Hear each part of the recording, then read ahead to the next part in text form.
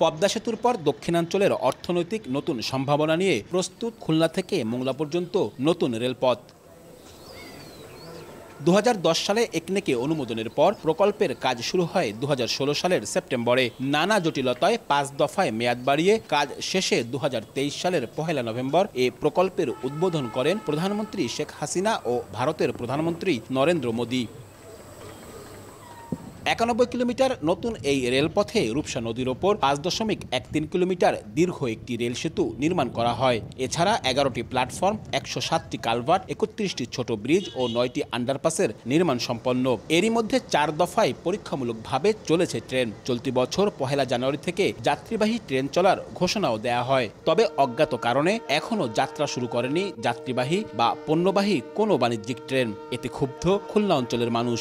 অধীর আগ্রহ নিয়ে অপেক্ষা করছি যে অতি শীঘ্রই এই রেল লাইনটা চালু হোক, আমরা যাতে করে খুলনা থেকে মোংলা অতি দ্রুত যাতায়াত করতে পারি। আমরা মোংলা থেকে পণ্য আনতে পারবো, তারপরে মোংলা যারা কর্মজীবী মানুষ তারাও যাতায়াত করতে পারবে। এক্ষেত্রে আমরা চাই যে দ্রুত আমাদের এই ট্রেনটা চালু হোক। সব দিকে সুবিধা পাবো, সময় বাঁচবে, অর্থনৈতিক অবস্থাও বাঁচবে। ব্রাইট লক টেকনোলজি সাধারণ পাউডারের তুলনায় দেয় দ্বিগুণ উজ্জ্বলতা। রিন অ্যাডভান্সড দেয় দ্বিগুণ উজ্জ্বলতা।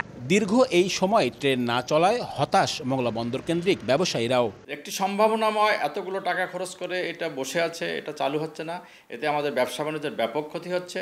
মোংলা বন্দর সক্রিয় হচ্ছে না, সচল হচ্ছে না। এদিকে কবে থেকে ট্রেন চলবে তার উত্তর নেই প্রকল্প সংশ্লিষ্টদের কাছেই।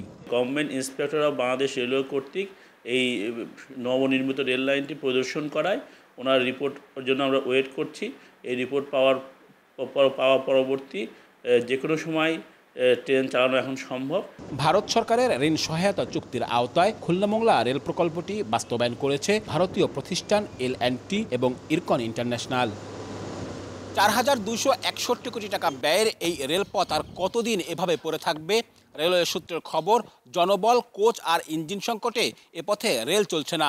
তবে অর্থনৈতিক গুরুত্ব বিবেচনায় সব সংকট দ্রুত সমাধান করে এ পথে রেল চালানোর দাবি এ অঞ্চলের মানুষের। আব্দুল্লাহ আল মামুন রুবেল, সময় সংবাদ, খুলনা।